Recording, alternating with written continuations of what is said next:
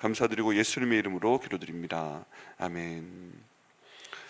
자, 이제 디도서 3장으로 넘어가게 됩니다. 이 디도서 3장 말씀을 통해서 성도들은 그 행동을 통해서 자신의 모습을 드러내야 된다. 이 성도들이 하는 행동의 중요성에 대해서 함께 나누도록 하겠습니다. 3장으로 넘어오면서 첫 번째 말씀부터 참 강합니다. 강해요. 성도들이기 때문에 무엇을 해야 된다, 이런 것을 가르쳐라 라고 지금 사도 바울이 디도에게 말씀하고 있고, 또 이 말씀을 통해서 성도들이 어떻게 행해야 되는 것이다 하는 것을 저희가 알 수가 있습니다. 1절 말씀에 보면 너는 그들로 하여금 통치자들과 권세 잡은 자들에게 복종하며 순종하며 모든 선한 일 행하기를 준비하게 하며 라고 말씀하고 있습니다. 여기에서 지금 이 성도들이 해야 될 일들, 첫 번째는 성도들로 하여금 통치자들과 권세 잡은 자들에게 복종하며 순종하며 모든 선한 일을 행하기를 준비하게 한다라는 것입니다. 짧은 말씀인데 이 사도 바울의 말씀을 보면 한 절 말씀에 많은 것들이 들어가 있습니다.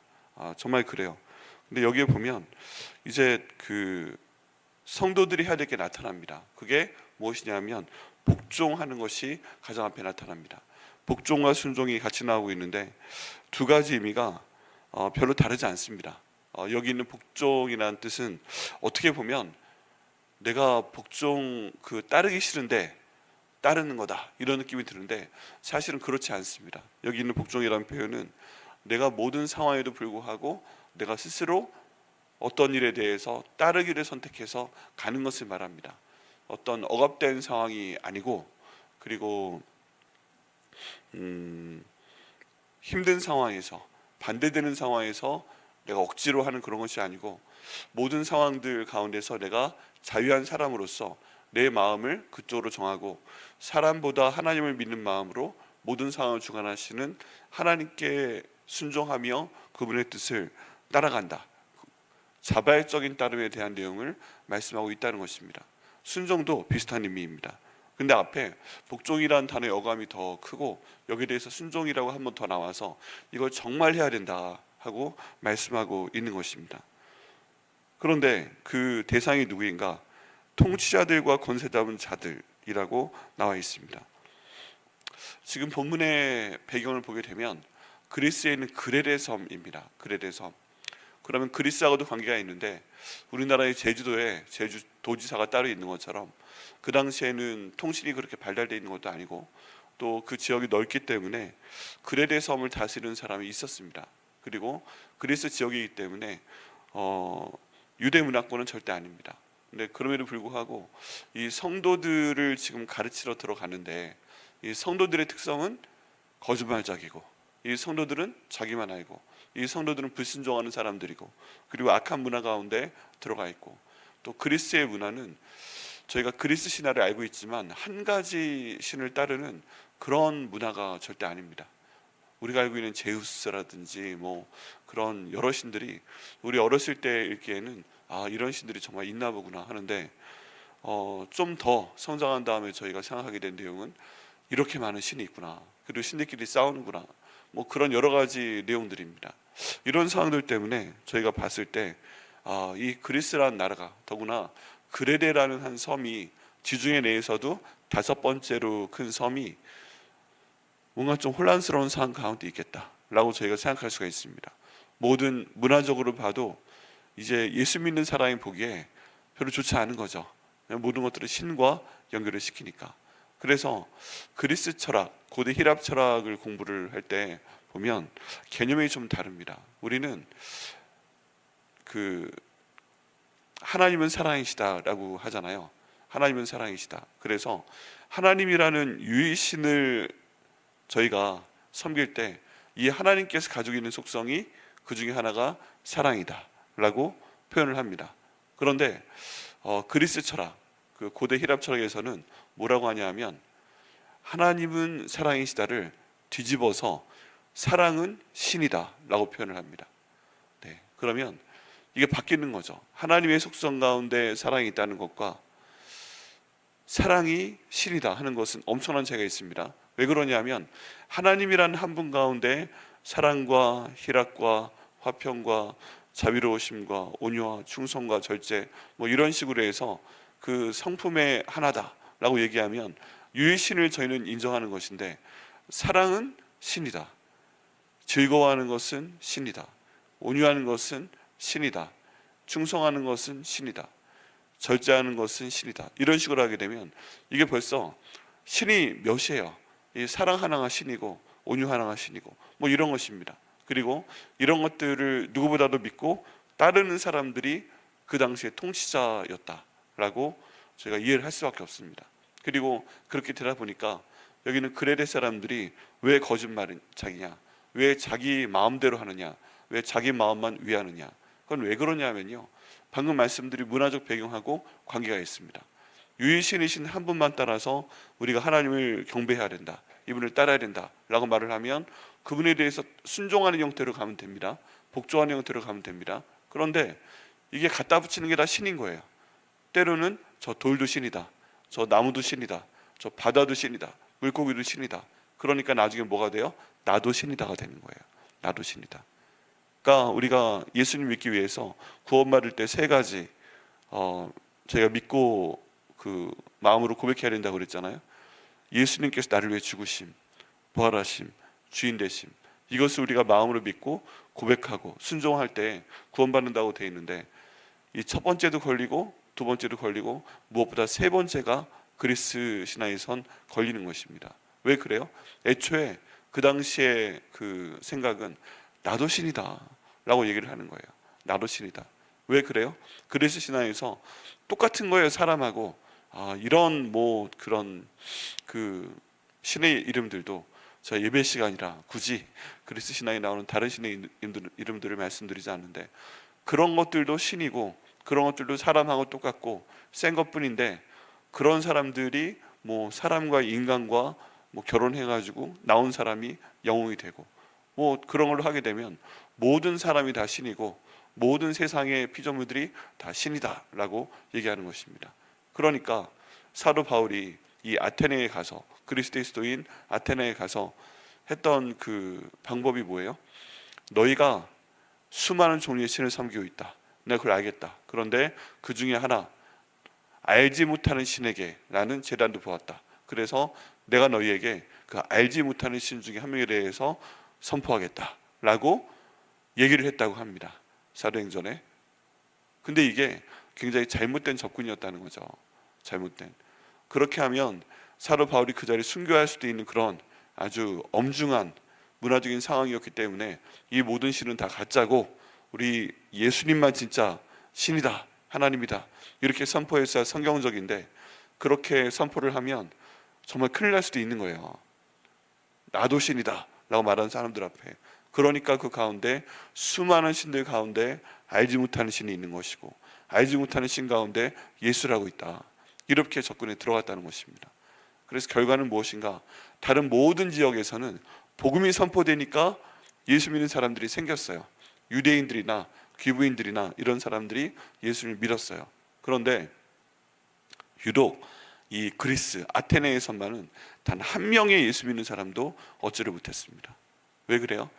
사도 바울이 이 마음이 좀 약해져가지고 복음 전할 때 복음의 핵심을 제대로 전하지 않았기 때문입니다.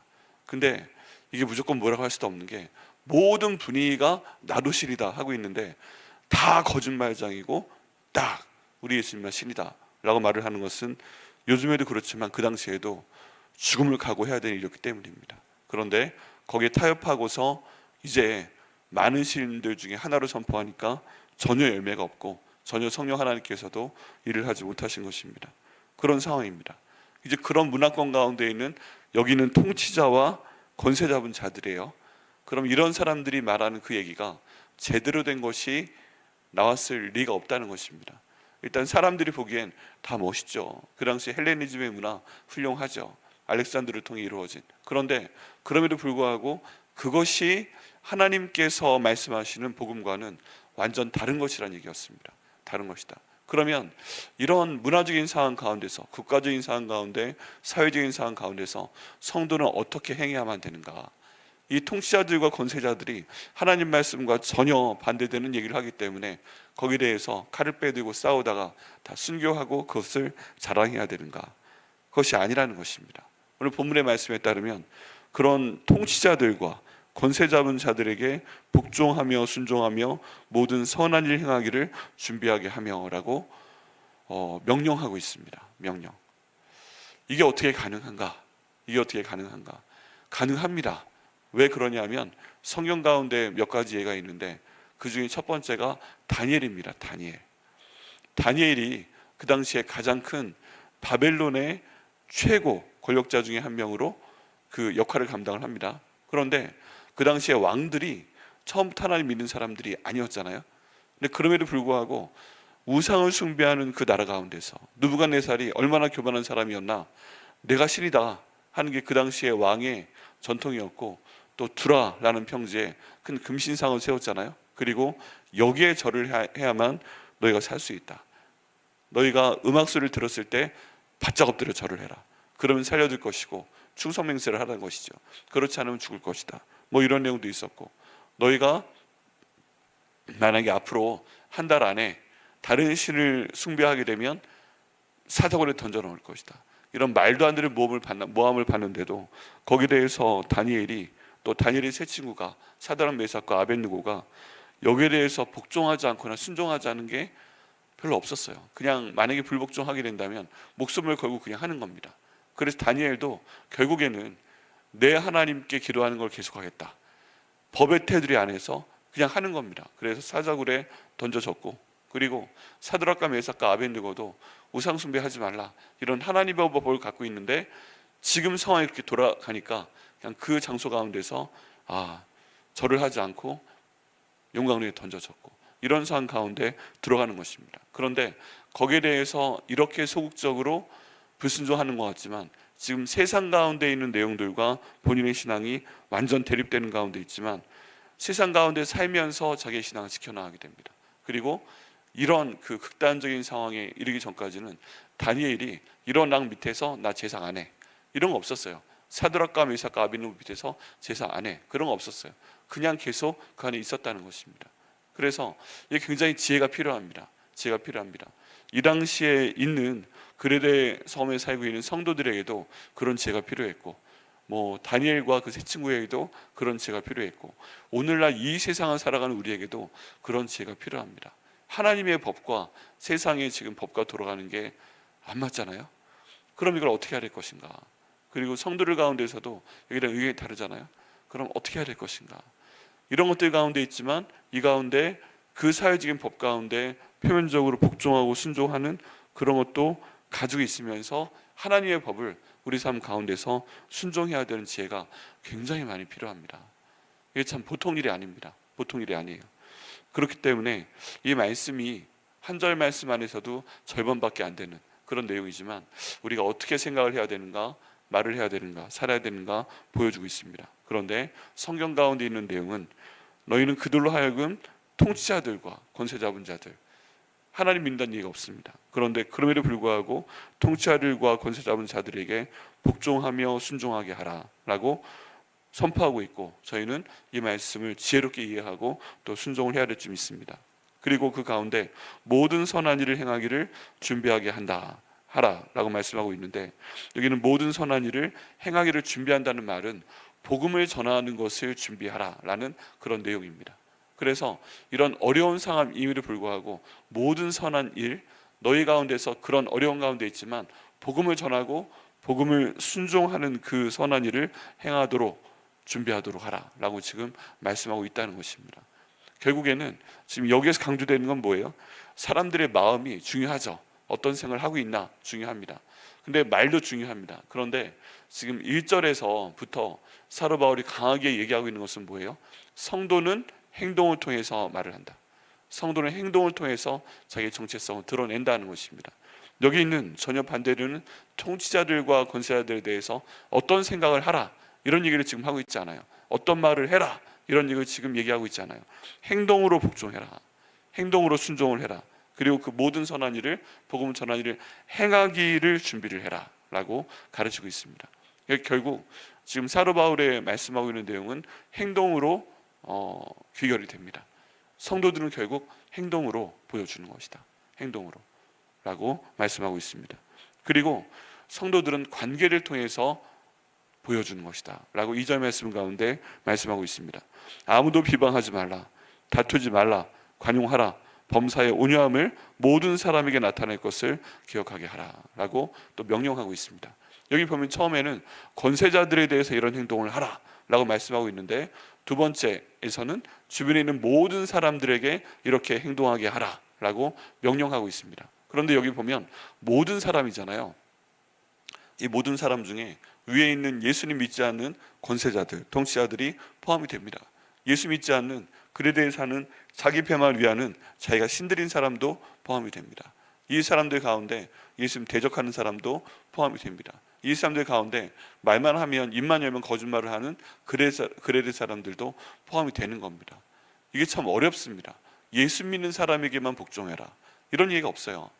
이게 저희가 확장시켜 보면, 가만히 보면 성경의 말씀이 정말 깊구나, 위대하구나 느껴지는 게, 우리 10계명 중에 5계명도 내 부모에게 복종하라, 부모에게 공경하라 라고 했을 때 그 앞에 단서에 하나님을 믿는 부모에게 복종하라 이렇게 붙어 있잖아요. 예수 믿는 부모에게 복종하라 이렇게 돼 있잖아요. 예수 믿는 통치자들에게 복종하라 이렇게 돼 있잖아요.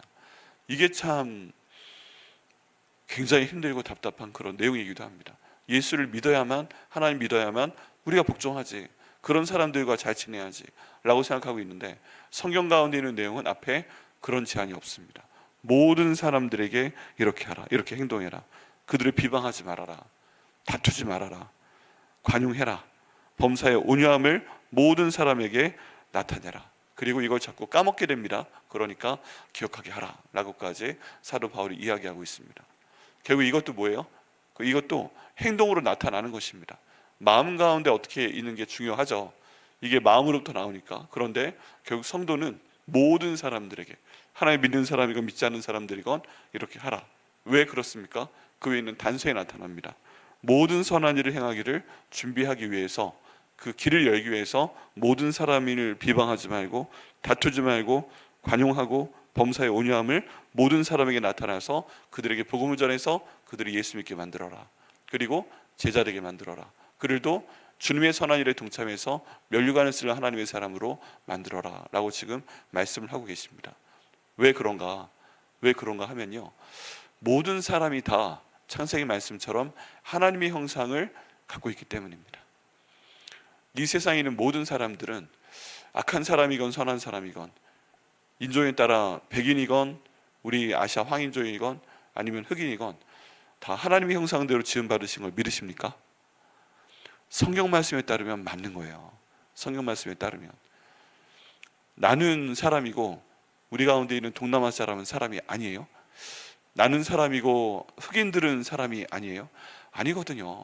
우리 하나님께서 모든 사람에게 하나님의 형상을 주셨거든요. 그러니까 우리들은 그들을 보기에 어떤 형태의 차별을 해도 하나님 보시기에는 어떤 사람이라도, 부자로 가난한 사람이라도, 배운 사람도 못 배운 사람도 다 내 형상을 갖고 있는 내 아들과 딸인 거예요.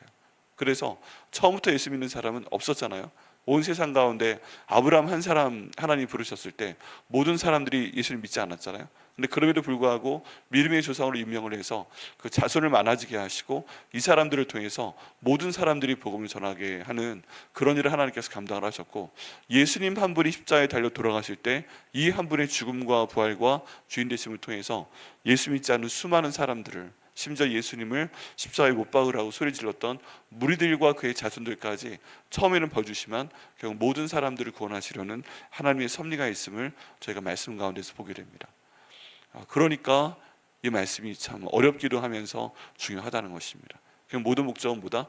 모든 선한 일을 준비하기 위해서 복음을 전해서 그 사람들에게 복음을 전하고 다 같이 구원받고 나중에 가능한 많은 사람들이, 우리 하나님의 형상을 닮은 가능한 많은 사람들이 천국잔치에 함께 참여하면서 우리가 함께 즐거워하기 위해서, 그 상태 가운데서 우리는 너희가 좀 더 빨리 믿어서 먼저 된 자가 되어서 복음 전하고 너희가 일을 했구나, 잘했다, 착하고 충성된 종아 라는 칭찬을 듣고서 천국에 상 받기 위해서 이런 모든 삶을 살고 있는 것입니다. 특별히 오늘 저희 마지막 발인 예배에 참석하시기 위해서 저희 나와주신 분들 감사합니다. 이 장례식 가운데 예배는 왜 드리는가? 이미 주님께서 데려가신 분은 주님과 함께 있습니다. 그분은 우리가 예배 드리는지도 몰라요. 그런데 성도들을 대상으로 그 유가족들을 대상으로 예배를 드리는 것입니다. 왜 그래요? 너무 어려운 순간 가운데 유가족 가운데 예수님 믿는 사람에게는 복음에 대해 다시 한번 말씀을 드리고 선한 일을 더욱더 준비하도록 하고 부활에 대한 소망을 강조하고, 예수님 안 믿는 유가족들과 또 방문한 손님들은 이 복음에 대한 핵심을 정확하게 전해서 그들 마음에 위로도 있지만 천국이란 게 있구나, 나도 구원 받아야 되겠구나, 그럼 이 일을 계기로 내가 예수 믿어야 되겠다, 이런 마음에 그 감동을 주고 또 그를 통해서 예수 믿게 하기 위해서 이 모든 그 위로 예배, 발인 예배 이런 것들을 드리는 것입니다. 그러고 보면 지금 이 그레데라는 섬을 대상으로 여기 디도가 사역을 하고 있고 또 사도 바울이 이런 말을 하고 있는데, 사실은 이때보다 요즘이 뭐 더 나으란 법이 없어요. 뭐 그레데 사람들만 그러라는 법도 없고 여러 가지 상황이 다 그렇습니다. 그럼에도 불구하고 하나님 말씀이 이러니까 저희도 여러 가지 생각이 있고 여러 가지 할 수 있는 말이 있지만 결국에 주님 말씀하시니까 이 말씀 가운데 지혜롭게 따를 수 있도록 인도하여 주옵소서, 지혜롭게 순종할 수 있도록 인도하여 주옵소서 라고 기도하며 순종할 때 하나님께서 복을 주실 것을 믿습니다. 어떻게 보면 내 생각과 다르니까 야, 이런 세상 나도 살기 싫다 해가지고 다 스스로 목숨을 정리할 수도 있죠. 근데 그럴 수도 없어요. 왜 그래요? 나를 창조하시고 주관하시고 내 목숨을 주관하시는 분은, 주인은 누구예요? 예수님이시니까 그거 하면 예수님이 하시는 거지, 이 땅 가운데 예수님께서 나에게 살라라고 말씀하셨으면 나는 살아야 되는 거예요. 이스라엘한테 주님께서 말씀하신 것처럼 너는 피투성이지만 살라, 넌 피투성이지만 살라 라고 말씀하시고 또 그렇게 살려내시는 것처럼 우리도 마음이, 우리의 말이, 우리의 모든 생활이 예수 믿는 사람으로서 내가 갖고 있는 내 주관에 따라서는 피투성이가 된 고통스러운 상황 가운데 내가 살고 있다 할지라도 내 삶의 주인이신 주님께 모든 것들을 맡기고 성경 말씀 가운데 이렇게 말씀을 하시는 것을 들을 때, 주님 제가 너무 싫은데 이 말씀 가운데 복종해 보겠습니다, 순종해 보겠습니다, 모든 선한 일을 행하기 위해서, 복음 전하기 위해서 준비하겠습니다. 할 말 많지만 행동 많지만 아무도 비방하지 않겠습니다. 굳이 다투지 않겠습니다. 관용하겠습니다. 범사의 온유함을 모든 사람에게 나타내겠습니다. 내가 좋아하는 사람에게건 싫어하는 사람에게건 내 편이건 내 편이 아닌 사람에게건 온유함을 나타내겠습니다. 주님께서 도와주옵소서. 기도하며 저희가 순종할 때 하나님께서 저희를 기억하여 주시고 또 성도에게 주시는 복과 멸류관을 저에게 주실 것을 믿습니다. 이 모든 말씀 가운데 어렵지만 복종하시고 순종하시고 그 어려운 가운데서 복음을 전하시고 모든 사람이 구원받도록 하기 위해서 정말 그들에게 관용하셔서 주의 복을 받으시는 저 여러분 되게 하시기를 예수님의 이름으로 축원합니다.